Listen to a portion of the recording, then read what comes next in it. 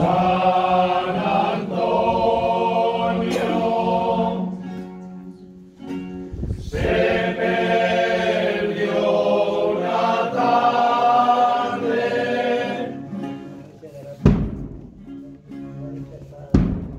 sus hijos llorosos lo van a buscar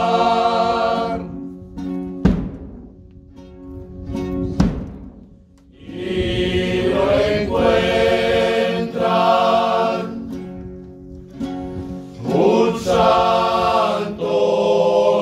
domingo,